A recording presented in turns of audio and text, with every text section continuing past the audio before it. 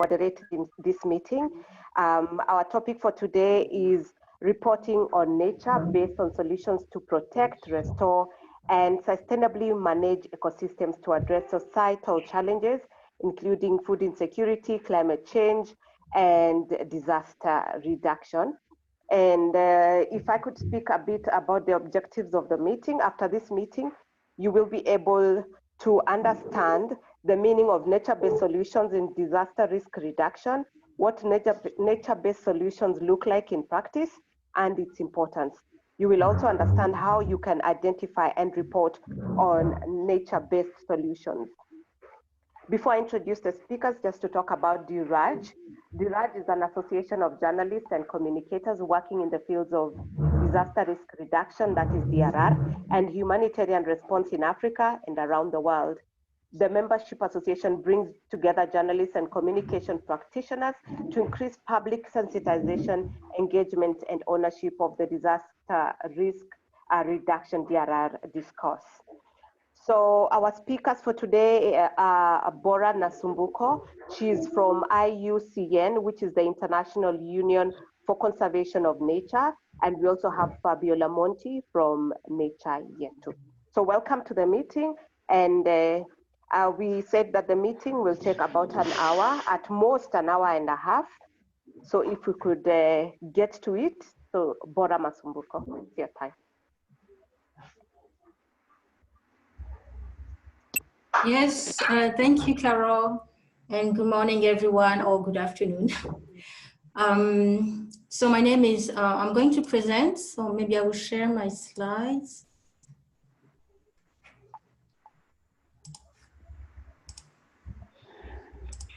Okay, I don't know if we can see something.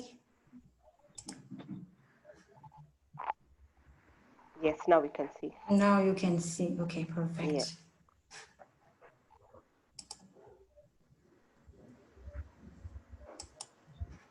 So my name is Bora Nasumbuko. As Carol said, I work with the International Union for Conservation of Nature. And since 2009, when I joined IUCN, I've been involved in issues such as protected areas, sustainable land management, ecosystem-based disaster risk reduction, and dryland conservation. So these slides are about nature-based solutions and also some case studies on how nature-based solutions can address disaster risk reduction. But very quickly, I will give you a brief introduction about IUCN. So this is our vision, a just world that values and conserves nature. And our mission is to influence, encourage, and assist societies of the world to conserve nature, and to make sure that when we use natural resources, we do it in an equitable and ecologically sustainable way. And in implementing this mission, we rely on our members and also our commission members. So IUCN is a membership union. So the members are state members, non-state members, NGOs, and also indigenous people. They are about 1,400 members across the world. In Africa, a bit more than 230 members. And the other constituencies, the IUCN commissions, so they are experts from around the world. We have 6 specialized commissions on education and communication, on environment, economic and social policy, environmental law, ecosystem management, on species and protected areas. And these experts, they provide a scientific basis for all the tools and approaches that we develop to influence policies. And then the Secretariat coordinates and collaborates with the members and the commission members to implement the IUCN program. And the Secretariat operates in 11 different regions and in more than 50 countries.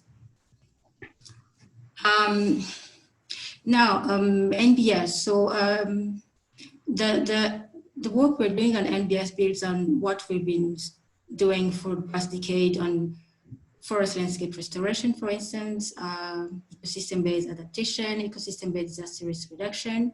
So we build on that. We have built on that to develop this NBS concept. And so we started to mention nature-based solutions in 2009 and 2010 in the reports, in the position papers for the conference of parties. In 2016, we adopted a formal definition of nature-based solutions. This was adopted during the World Conservation Congress in Hawaii.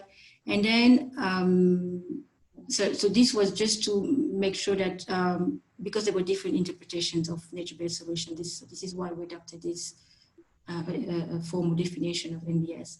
And then from 2018, we started to think about developing a standard, because this is now a new approach. It's about, yes, we've been doing conservation for many years, but now what if we do conservation to also address people's needs? So this standard was developed and it was launched last month. So this is the definition of nature-based solution. So it's actions to protect, sustainably manage, and restore natural or modified ecosystem that address societal challenges, such as climate change, food or water security, disasters. And these actions should be implemented in an effective and adaptive manner, and at the same time provide human well-being and biodiversity benefits. So this is what is shown in this graphic on the left. So I said that nature-based solutions address societal challenges. So at the top of this slide, you see the 7 societal challenges that nature-based solutions can address. So there is climate change mitigation. For instance, when we do restoration of forests, we increase the capacity of the forest to sequester carbon. So this is about mitigation. Food security and water security, when we protect ecosystem, of course, we address these challenges. And in terms of economic and social development, for instance, we're now starting to work with institutions like International Labour Organization or Green Jobs on the issues of sustainable and green jobs. And NBS also address sustainable development goals directly or indirectly. For example, the direct sustainable goal, the sustainable goals that NBS address directly are climate action or life below water or life on land, for instance. And so this is about, about how one intervention can address multiple benefits, and how we can also take this opportunity to synergize the different policies on water or on agriculture or on conservation, and also create the appropriate mechanism to coordinate the different policies and mainstream NBS in policies and investments. So I said that, I'll come back here. I said that these are the 7 challenges that the NBS can address, and they can be addressed through restoration, protection, or sustainable use. And this is where the standards comes. Why did we need these standards? Very briefly. Of course, we want to safeguard nature from overexploitation. We want to engage new stakeholders from the different sectors that I mentioned earlier. We want to build a common language and understanding of nature-based solutions, and this is very important when we want to mainstream NBS in policy. We want to increase demand and responsiveness to the approach because nature-based solutions are more and more adopted, implemented, and also scaled up. So we want to with this standard, we want to ensure the credibility and the quality of nature-based solutions, and at the same time, we'll be able to increase the effectiveness in providing benefits and also to people and to nature. So very briefly, this is how the standard are organized. There are 8 criteria. There are different indicators associated to this criteria. And for instance, the criteria 1 is about addressing the societal challenges. The second one is about scale. Of course, we may have interventions at the site level, but we need to shift from site level to system-based level. 3, 4, and 5 are about the pillars of sustainable development and social, economic, and ecosystem. So we also need to be able to address these pillars of sustainable development. But of course, we will have to make trade-off. So we need to balance trade-off as well, because we need to make decisions, or who lose, who gains. So this is the 6 criteria. 7 is about adaptive management, and 8 is about mainstreaming nature-based solutions in policies. So now, ecosystem-based disaster risk reduction. The Partnership for Environment and Disaster Risk Reduction has provided a definition for ecosystem-based disaster risk reduction, ECODR.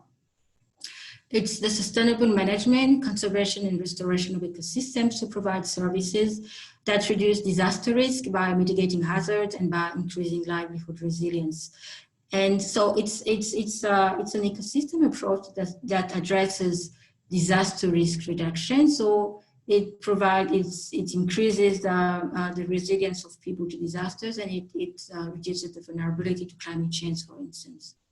So ECODR is an NBS approach, and as such, ECODR also addresses societal challenges, the societal challenges that I mentioned earlier. So, and if you look at this slide, for instance, you know how when you manage ecosystem, you address disaster risk. At the top left here, this is a slope covered by vegetation. And this vegetation actually stabilizes the slope. So it protects the slope from landslides, for instance, or from falling of rocks. And then it protects people and infrastructure down the slope.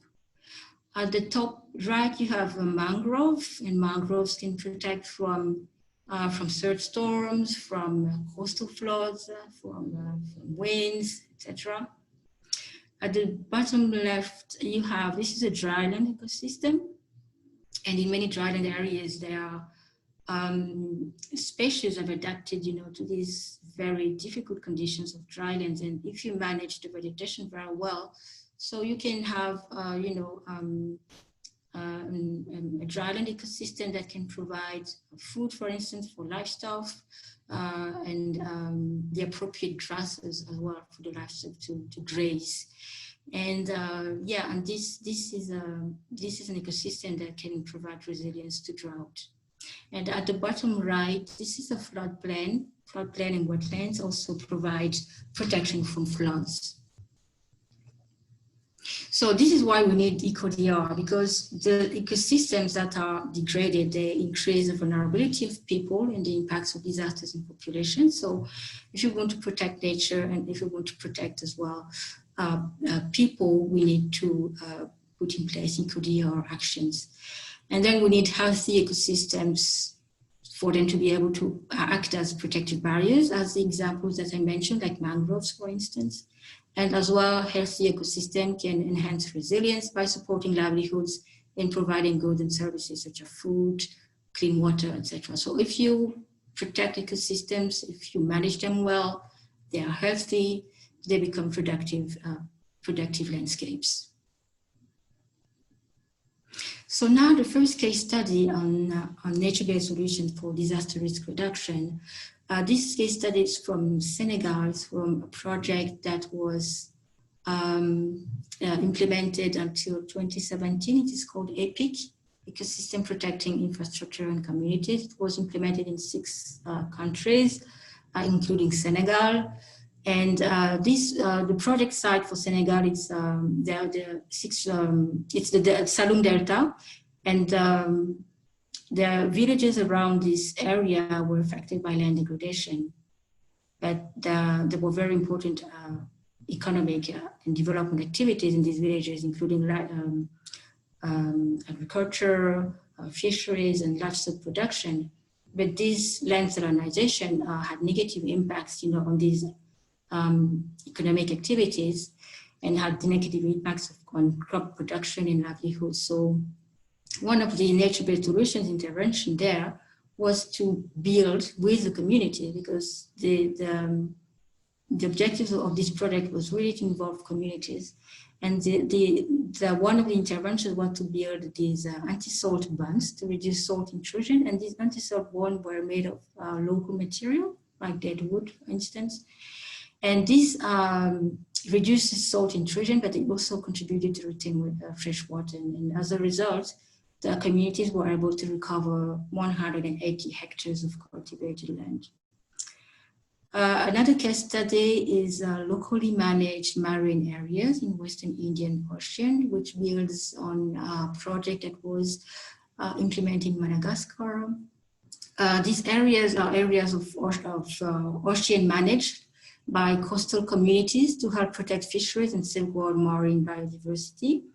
And recently we have launched a project, a regional project in the Western Indian Ocean to build up on these locally managed marine areas in order to enhance coastal and marine socio-ecological resilience and also biodiversity conservation by doing two things, by strengthening governance and also sustainably manage the marine and coastal resources. So this project is being implemented in Seychelles, in Mozambique, in Kenya, and in Tanzania. So it's this model, this approach, which is nature-based solutions, helps reduce the vulnerability of it increases the resilience of the communities of these areas, and it also secure livelihoods like fisheries, for instance. The next case study is a project that developed ecological forums in Burkina Faso. The project was about strengthening the capacities of farmers in climate change adaptation by creating ecological forums in the restoration of vegetation cover. So they use this concept of ecological farm, which actually integrates different land uses, including agriculture, livestock breeding, and environmental protection. So here they built a living hedge with this species called Gliricidia sepium, which is a fast growth perennial leguminous plant, which has a lot of benefits, including protection from erosion. I think this was the main objective, was to protect from erosion.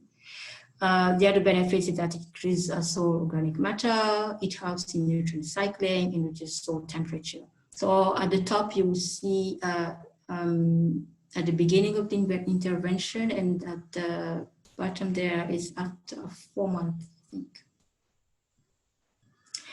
And finally, forest landscape restoration. So IUCN has also been implementing forest landscape restoration in many parts of the world.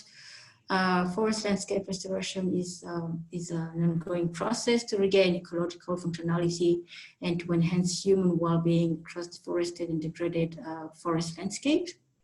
And this is important to mention that it's not just about planting trees, it's about restoring the whole landscape to be able to meet the present and future needs and also the multiple benefits. So as such, is a nature-based solution because we're looking at protecting the forest ecosystem and also providing multiple benefits. And so these are the different principles of forest landscape restoration, including involving all stakeholders, showing the functionality of the ecosystem, allow multiple benefits, etc. And forest landscape restoration, so people tend to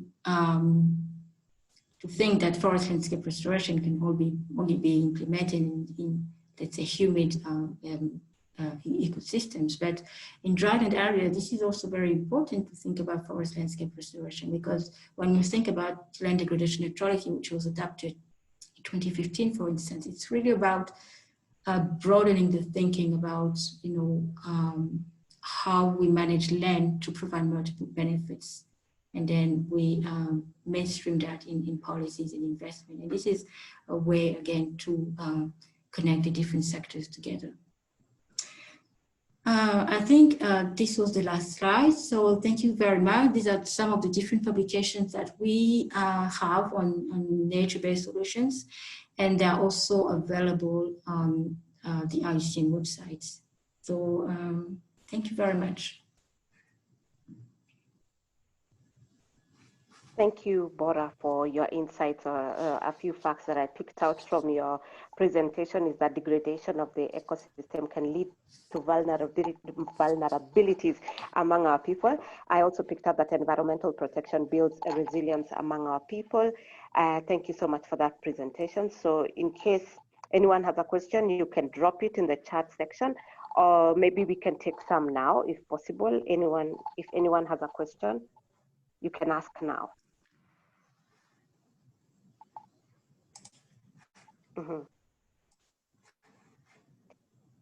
If not, we can continue having the questions coming in on the chat section. I don't know how to raise my hand. I already raised my hand. No, it's okay. Hand. Just speak. It's okay. Just say. Just ask your question, Chan. My name is Agan. Oh, sorry. Continue. I will come next. All right. Yeah, my name is Agan. Thank you very much, Bora, for your presentation. I've looked at many things that you've done. I've seen some of the case studies that you've mentioned in some areas. I would just be interested if you have a little bit more of details. Maybe I could chat you, or you could just let us know in terms of when you talk about like restorations that you've done. Do you have some data that can back up what IUCN has done within those communities? So I think basically that is what I wanted to talk about. But thank you. You've reminded me of the science of conservation that is very good for me. Thank you. Thank you very much for the. Oh, sorry. Okay, now we can go. Sorry, sir.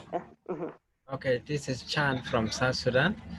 It is really nice with the focus of nature-based solution reporting.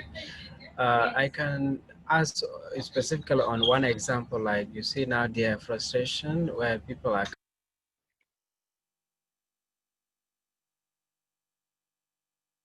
Hello, Chan, are you there? Chan, I think his internet has a problem. Maybe we could answer Agan's question, or if you have something to say, Bora, before Chan asks his question again. Yeah, thank you very much. About the question was about the data. So I don't have all the detail. So I mentioned some, for instance, for Senegal, the amount of the number of hectares that were restored. I think for this project was also implemented in Burkina. I also have the numbers for Burkina. I think for this project, EPIC, we have, like the number of the actual area of hectares that were restored. But I agree with you that all these projects have to be supported by data. And as we are continuing to implement these nature-based solutions, these are some information that would come out because we don't necessarily have the direct impact of this intervention immediately after implementing them, but these are necessary areas where we need to get more data. And also, just to mention that, since the land degradation neutrality has been adopted, now the countries, they are setting their targets. So these are very specific targets of restoration. And this is very important because it can inform then the different restoration action that they will put in place, because they have a target that they have to reach. And and that way we can also have some data on that. So we can continue having other questions on the chat sections. Maybe we can answer them later. For now, I think we can move on to our next speaker, who is Fabiola Monti. Hi, good afternoon, everyone. Can you all hear me, just to check? Can you all hear me? Okay, so before I continue, I'm gonna quickly also add up to Bora's answers to Agan, and I hope I'm pronouncing well.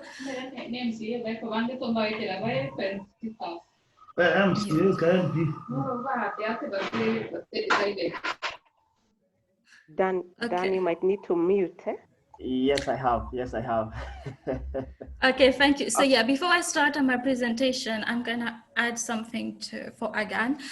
Bora in the last slide included some screenshot of reports. So there's one global report on the ecosystem protecting infrastructures and communities, and there's much more on the IUCN website, but has a bit more detail on the extent of its field projects. And in my presentation, hopefully we can share that, and I have a link. At the end, I have different links where you can access these reports of the website for these. So now I'm just gonna go to my presentation. Okay, so you all can see. Yes, we can see. Perfect. Okay. Let me do that.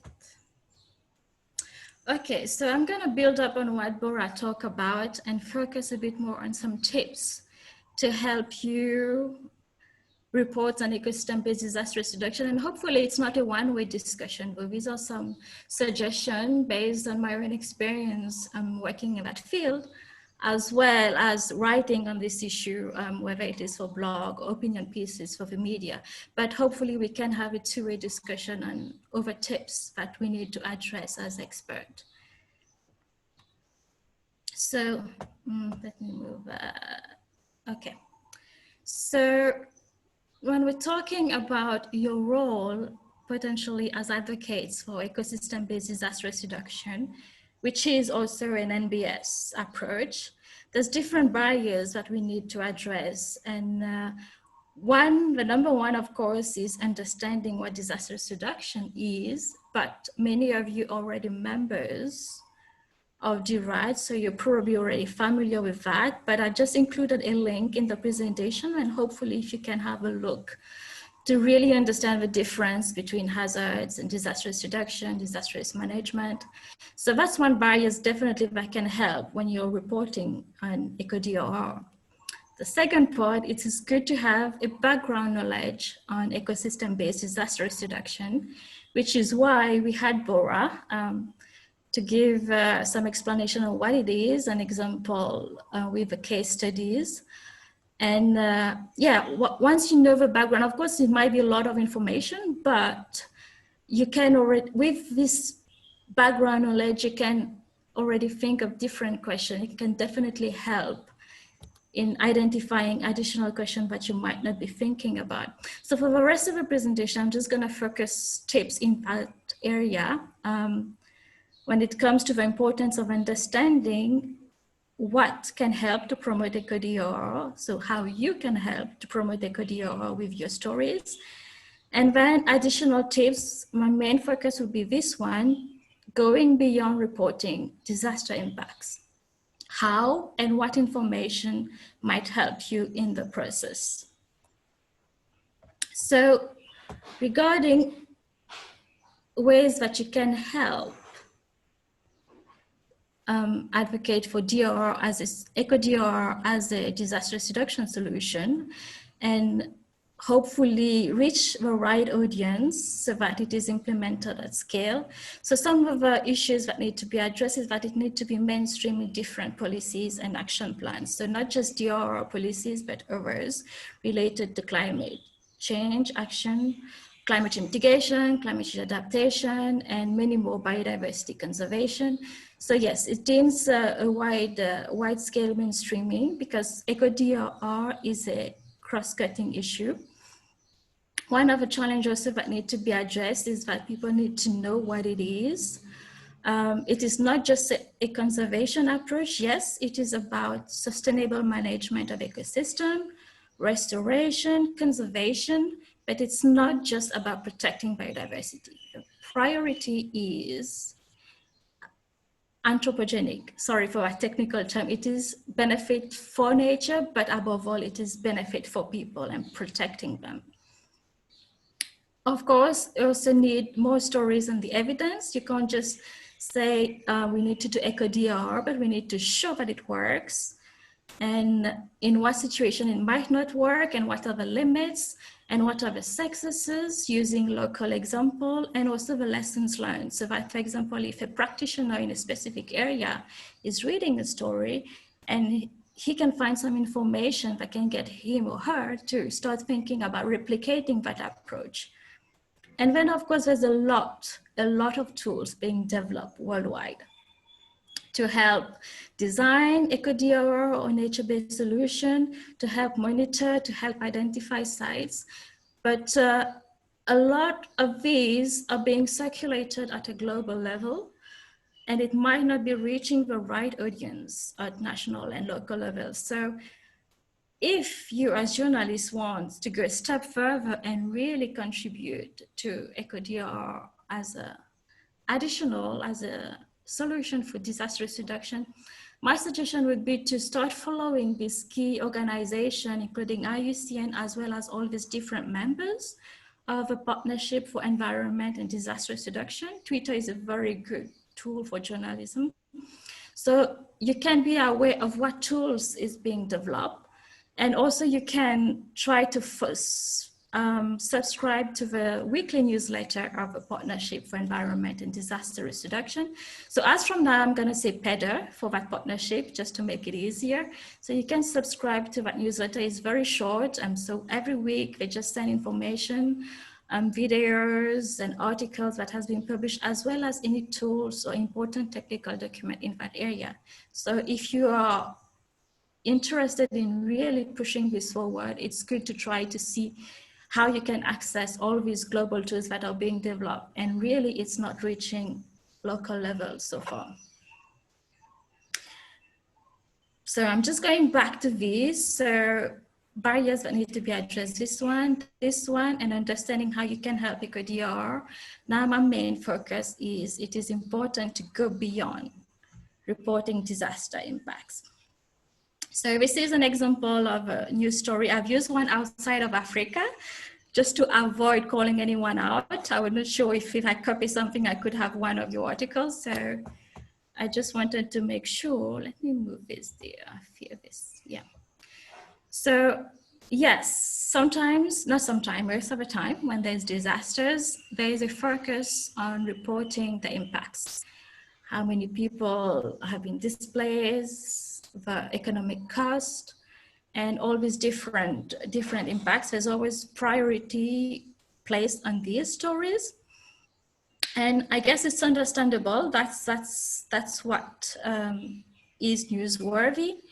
But as time progresses, and there is less of these stories with regards to a specific disaster, that's where the opportunity arises to actually dig deeper and do more detailed investigation on why this disaster happened, and try to find answers that can help understand some of the challenges that contributed to these disasters, as well as what are the solutions that could ensure that these disasters does not happen or the impact are mitigated in the future.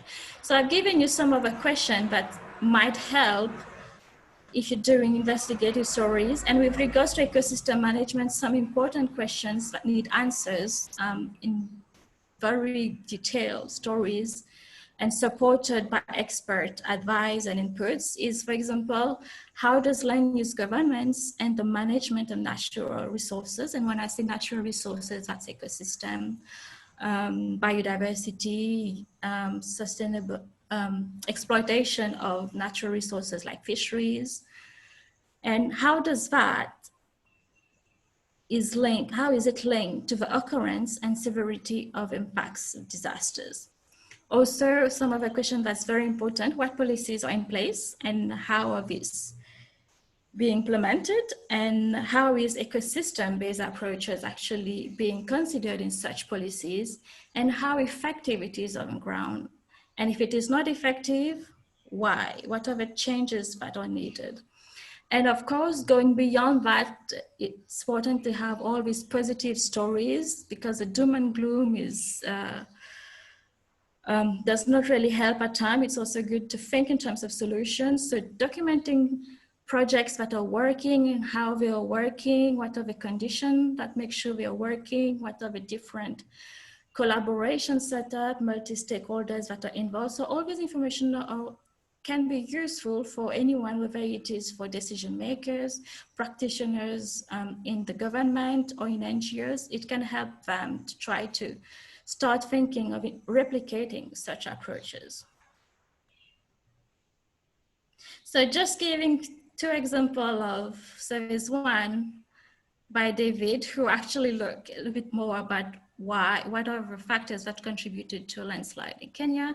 And of course, I had to put a recent article related to the explosion in Beirut and the oil spill in Mauritius, where the journalists actually cover how shipping laws could have actually averted this catastrophe. So continuing with regards to going beyond reporting disaster impacts, so these are four additional ways you can help, making sure you look at how policies are being used and how are they being implemented, are they effective, showcasing the science and the evidence, having stories and best practices, and promoting inclusive governance. So for the next slides, I'm actually going through each one of them and giving information, background information. Of course, it's not everything, but I'm trying to make it as concise as possible, but just information that can help you to actually do this type of stories. So regarding policies, now for you to be able to keep all the different governments or responsible parties accountable for what they have committed to, you need to know what is the background. What are the policies that has been agreed on, but are committed to at global, regional, and national level? I cannot go through the wide range of policies because DR really is cross-cutting. It covers different aspects, but I'm gonna mention briefly ECODR, the global agreement for disaster reduction, as well as a few that you can look into much later. So regarding the Sendai framework for disaster reduction, so a key factor here is that in comparison to its predecessor, the focus is first of all on disaster reduction and not responses. That is, actions now needs to be focused on prevention, anticipating what can happen instead of waiting for something to happen and then react to it. So that's the important thing with the Sendai framework. Now, with regards to ECODRR, there is a strong environmental component in the Sendai framework. For example, ecosystem need to be taken into account in priority action 1, 2, and 3. So in case some of you don't know, there's 4 priority of action for Sendai framework, 7 global targets, and 38 global indicators that will be used to measure progress. And of course, all these are self-reported, and of course, a commitment is voluntary. So ecosystem is mentioned in priority action 1, 2, and 3. And there's a wide range of ECODR action also mentioned in the Sendai framework. And I give only one example, but there's a lot more. And there's a document that was produced by PEDER that actually summarized that a bit more in detail. So there should be the links somewhere. So here is an example of an ECODR action mentioned in the Sendai framework, transboundary cooperation that enables policy and planning for the implementation of ecosystem-based approaches. And there's several more. Other aspects of ECODR consideration in the Sendai framework, pool and management is highlighted as an underlying driver of disaster. Environmental impact of disasters are recognized because, of course, disasters not only have impact on communities, but it also have impact of an ecosystem, which in turn might reduce the ability for the ecosystem to protect communities in the futures. And then there's also countries are explicitly encouraged to strengthen the sustainable use and management of ecosystem to increase resilience to disasters. Now, this is the global commitment for disaster reduction. And then, of course, this need to trickle down from global level to actions and positive impact on the ground. So I'm sure most of you are familiar with the program of action for the implementation of a Sendai framework in Africa. So there's a lot of information in there about what needs to be done to implement the Sendai framework, and there's a strong component of ecosystems. So I'm just gonna quickly show one example. I can't go through the document. So this is the program of action for the implementation of Sendai framework for Africa. If you go at the end about these different activities, So this table is useful to know where ecosystem is mentioned. So I'm just mentioning this one at regional level. It says to develop harmonized mechanism to identify ecosystem that are critical for transboundary disaster risk reduction and modalities for the protection and management. There's a lot more regarding how ecosystems need to be taken into account at regional and national level, but I'm not gonna go through it, but there's this document there. Okay, let me go back to here. Now you've got these at regional level. Now the question is, what is in the national strategy? Does a country has a national strategy? And what is in that national strategy? Is it about disaster risk reduction as it is focused on in the Sendai framework, or is it focused on responses? And then how are these, if there is indeed a national plan or strategy for a country, how is it implemented and how effective? So these are the questions that you can ask and can provide important information to try to have accountability, but also for citizens to know what is being done or not. So beside having this effective flow from global to national level, it is also important to know to what extent the action and national plan is aligned with the Sendai framework and the eco-DRR or ecosystem provision. It's not just about DRR, but there's ecosystem provision in them. How is ecosystem and the management, sound management of ecosystem considered in national strategy or not? And if not, why is it? What are the factors that have prevented ecosystem-based measures to be included and given value in such national action plan, if there is any? So quickly, I won't go through all of that. So beside the Sendai framework, there's multiple policies that are actually not overlap, but can be complementary. And actually, if you use eco-DRR, it can be a tool to deliver on these different agreements. So quickly, the CBD is the Convention on Biological Diversity. It has several decisions that has been made in the past few years. Here is only mention of one, but it's related to biodiversity, climate change, and disaster risk reduction. There's a Ramsar Convention, which is about the protection of wetlands. So there was a decision that was made, I think in 2015, related to wetlands and importance for disaster risk reduction. And then there's a Paris Agreement. There's mention about ecosystem-based measures there. And then of course, there's SDGs that Bora has mentioned.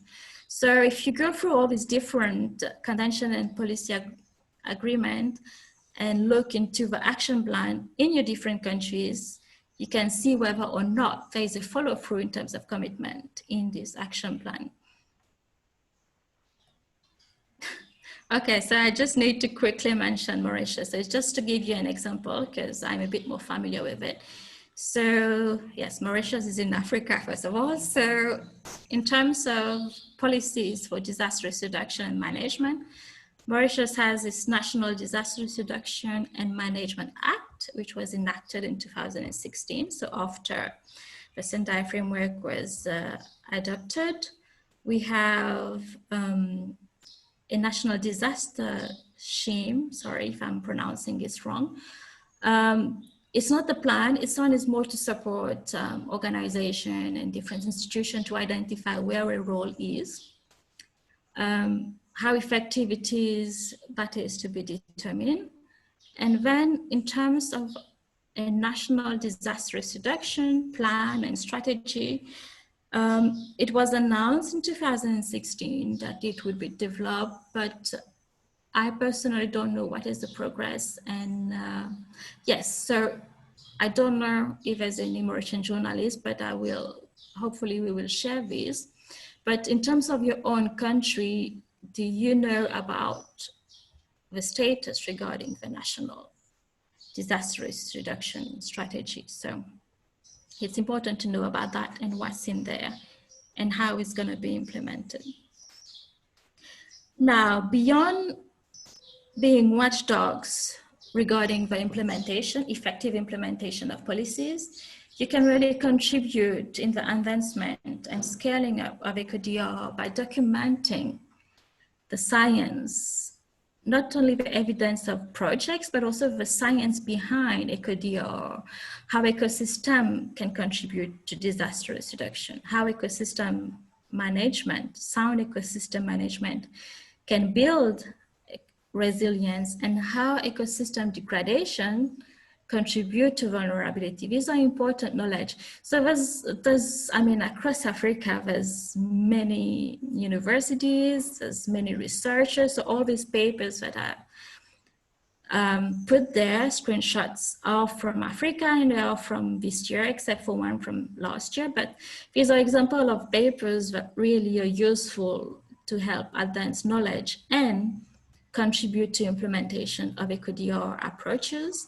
So my challenge to all of you would be to document, to do stories on these papers by these African scientists. And I know scientific papers can be too technical, but of course there's also a work that needs to be done from our side, technical expert. We need to, for example, a press release might help, summarizing the finding of a paper. But sometimes we can also challenge ourselves and try to start looking. For example, let me look this paper here, the one on the blue economy. It's very recent, it was published last month. And it's really looking actually at some of the factors that really help in project focused on blue economy, how they actually contribute to livelihood and resilience. So what are the factors that contribute to it? So it's a very, very strong paper and really can help to see what works or not. But if it stays as a scientific papers, the audience might be mostly technical. So yeah, if you really can challenge yourself to read a paper and try to see what information and how you can contextualize it into a local context, that can really help. And then, of course, there is documenting solution, not just what is working or not, but also what might not work. So in terms of disaster reduction, ecosystem restoration is an important part of it.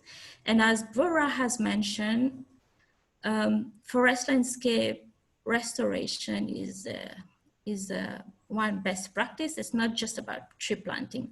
There tends to be a lot of confusion about the use of tree planting to provide benefits from climate change and also to protect from disasters. There's a big difference between tree planting and natural restoration of ecosystem, because sometimes these projects can go wrong. So I just give 2 examples of articles that you can look into later. But some of the things that can go wrong in tree planting is that there might be a wrong choice of sites. Let's say, for example, there's grassland. Not all areas need to be forested. Some ecosystems are meant to be bare and they provide benefits to people just as they are grasslands.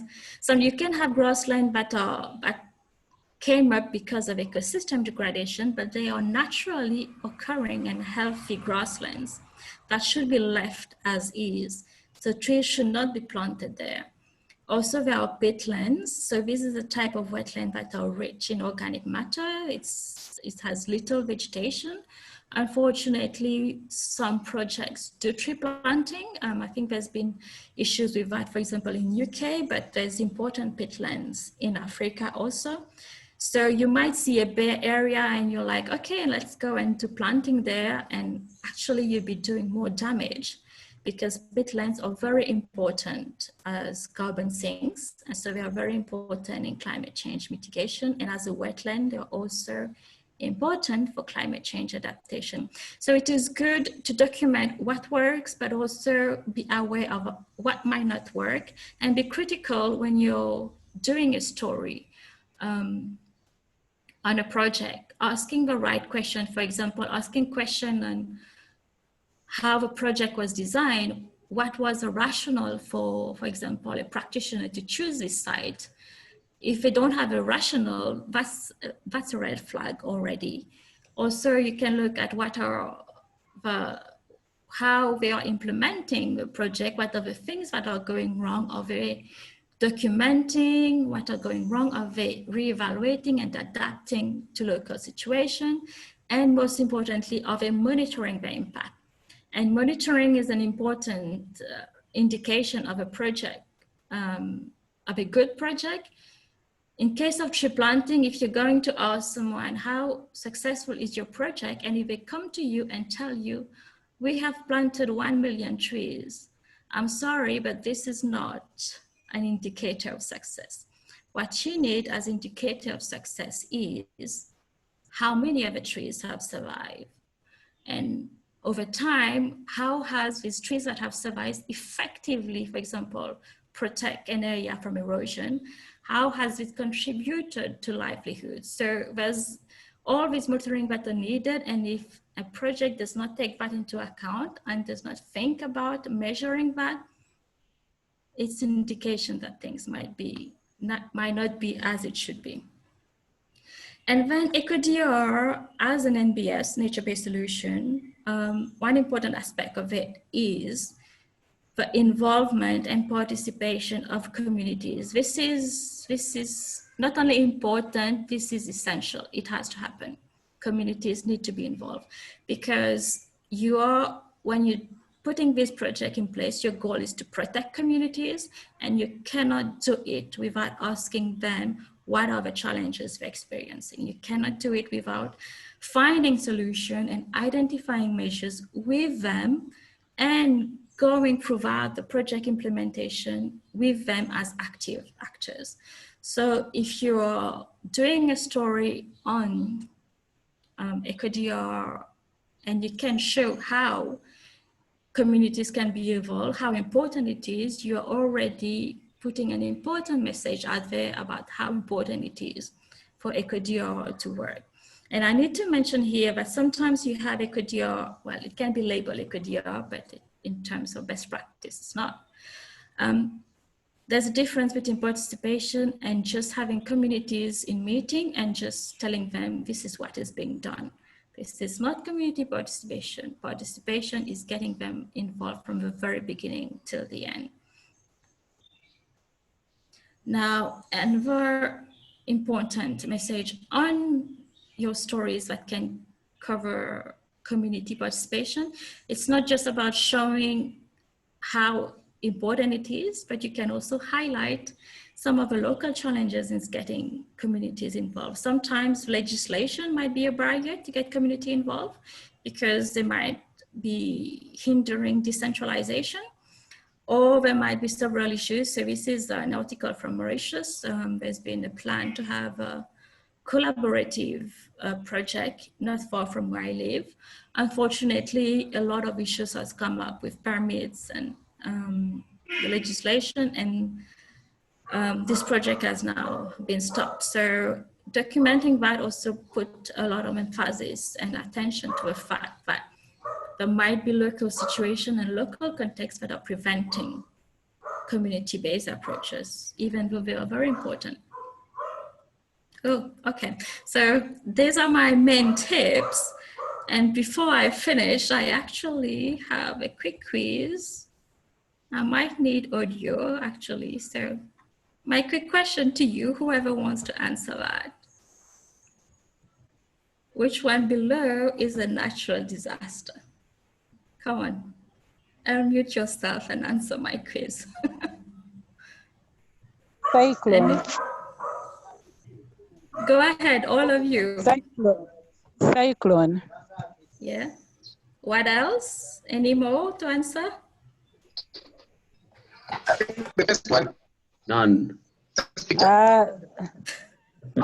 My view is B. Okay, B. So okay, we've got B. So let me. Someone said none, and I'm pretty sure that was David, I think. So of course you would say none. None is a natural disasters, and I want to really end on this note because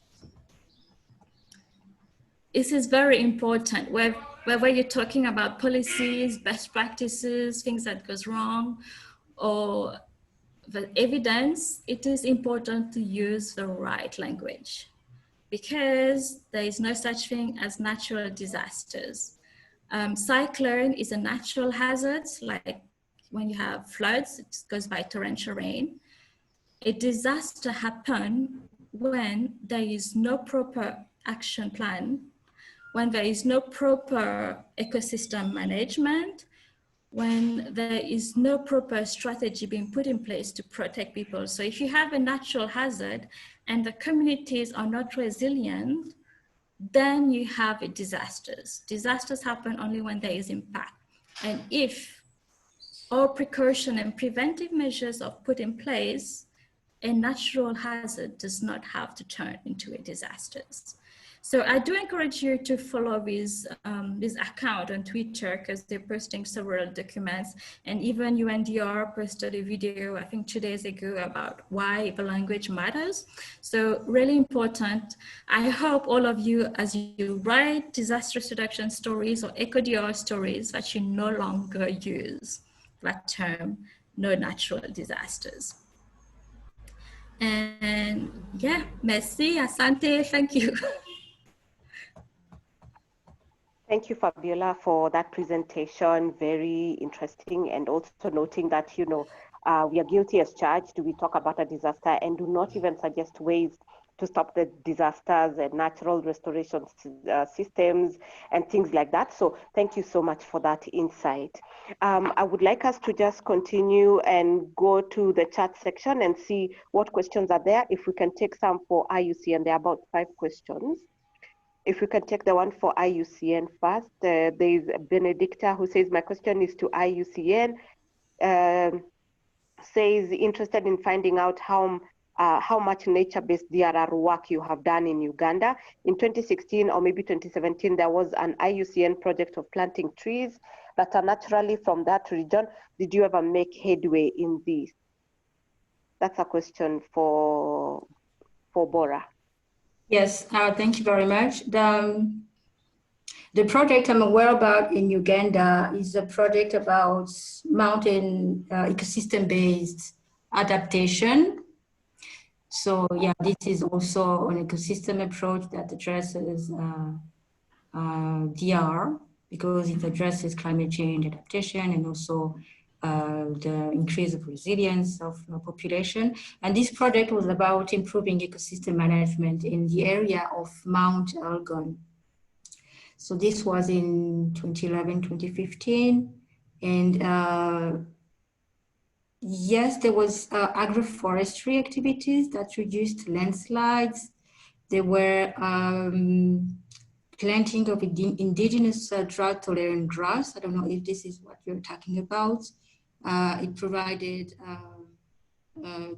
grasses in better health that store carbon, and it also increases productivity. And this area involved about 500,000 people who directly depended, on these the ecosystems of this area for their subsistence. So it generated a lot of economic and social benefits. So this is the mountain EBA in Mount Elgon, and I think that after this project, the idea was to also develop a follow project to see how ecosystem-based adaptation could be mainstream into policy. She also added down there that by the region, I should have said Karamoja. Oh, in Karamoja, I think, yeah, there was a project on drought resilience. How we build resilience to droughts, but I don't know much about it. Okay, and then there's a question from Clifford who says, in the locally managed marine area concept, which communities are you working with at the Kenyan coast and on what projects? So this question, I think I will let Fabiola respond. Okay. She's the one who was involved in this project. Well, I'm not involved in the project. Actually, we need that information from Thomas, who's one, I think, of the IUCN contact working on that. So the project is very new, but the exact location of the committees, I personally do not know. And hopefully, maybe if you're interested to know more, is Caroline here? can facilitate in contacting the project officer involved in that. Yes, I think, yeah. Yes, Fabiola, this is Caroline. So Clifford, we can pick up this one on the side, and I can help get you more information. Thank you. Thank you, Carol. Then we can go back to Chan, who said, sorry, I lost my wireless connection. Sorry about that, Chan. And he says, for instance, there in South Sudan, there's rampant deforestation as a way to produce charcoal for businesses as means of survival amidst the economic crisis. At this situation, what could be the alternative nature-based solution in reporting this problem? Maybe Fabiola, Bora, one of you could take the question.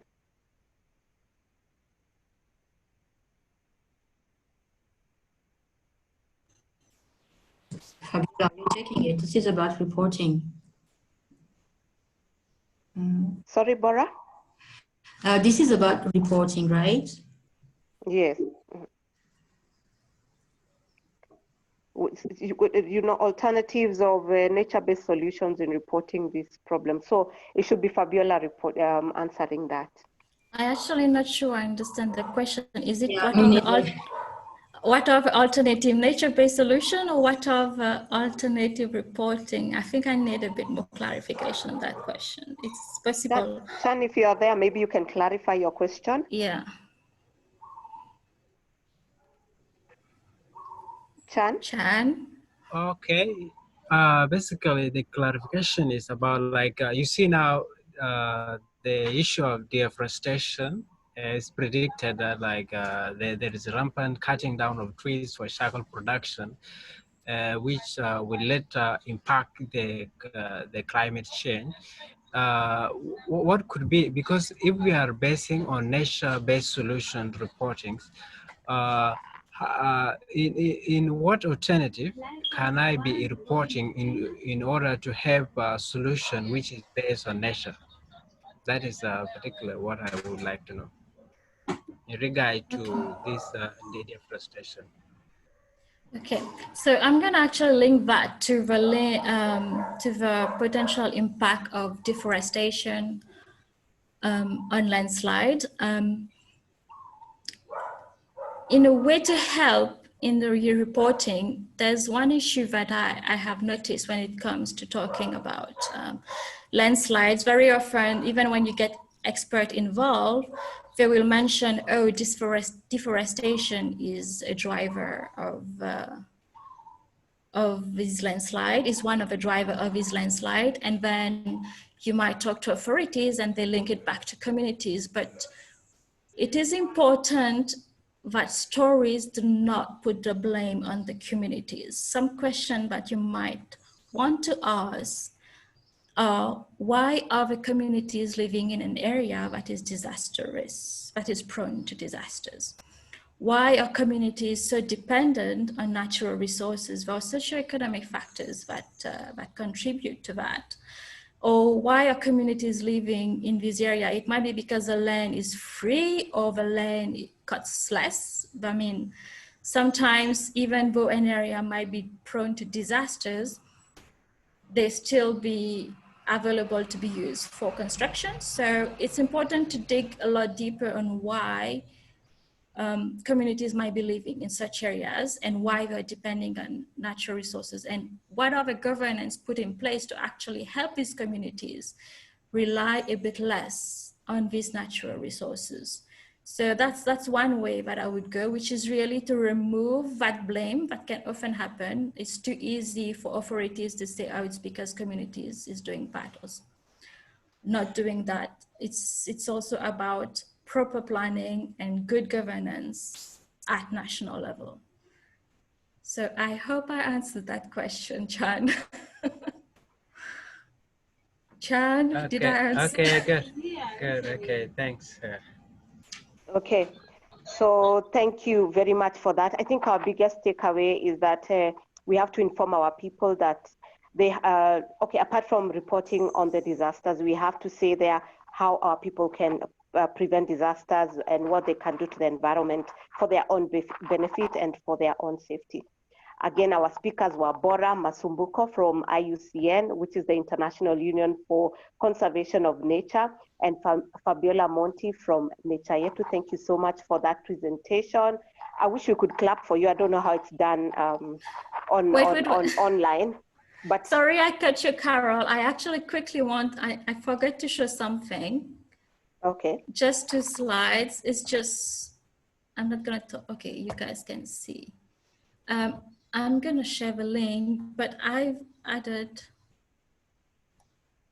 and now it's not sharing. Can you see? Oh yeah, it's there. Okay, the slide is not opening. Okay, what I would do is I would put the link to the presentation in the comment. At the end, there are actual like resources like website for the PEDR for IUCN Ecosystem Management Program, where you can find example of case studies, example of evidence, like policy briefs summarizing evidence, as well as best practices. So I'm just gonna put the link here. And hopefully we can add Bora's presentation and share it later on by email and Twitter. So that's my presentation. So yeah. Okay, so yeah, thank you, Fabiola. So in case anyone else has a burning something they have to say, David, Dan. If not, then we will have to end this meeting. Thank you so much for turning up, and thank you for the presentations. Thank you for the insights. And yeah, we have to end the meeting. Thank you so much. Thank you very much, everybody. All right, thank you so much for those who tuned in. I think it was quite informative. I'd like to give regards to Fabiola and Bora for finding time and sharing with us what we need to know when it comes to reporting on nature-based solutions. So guys, thank you so much. I believe Bora and I think Fabiola has already shared the link to the presentation. I believe Bora will do the same as well. Yes. So I'll share that on our WhatsApp group, and also anyone who, of course, would want to have this webinar, this recording, we'll make arrangements and have it on Google Drive so that people can be able to get a copy and listen if they need to do some kind of revisit. So thank you, guys. See you soon, and stay safe, sanitize, and let's all keep safe. Thank you. Thanks, Bora. Bye. Thank you. Bye. Thanks, Dan. Bye. Bye-bye, Ruth. Thanks. Bye-bye.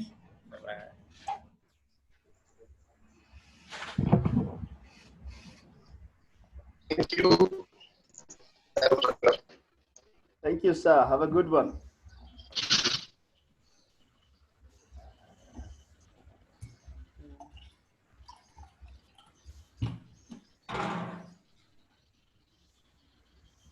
Guys don't want to. Fabiola, still here. Yeah. Should we do a quick debrief?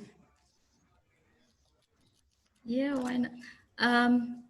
Duncan, I will probably need this recording very soon for Mauritian journalists. So if you can. Not a problem. Yeah, because I will. I think once the call ends, it will save to my computer. Then I will have it on Google Drive, and then I can share the link with you. Okay, so maybe we can just put everything together. So Bora has a presentation. Maybe instead of creating the Google Drive, you can just share it directly and then put everything together. I send it to you then. I can send it now. Just me and yeah.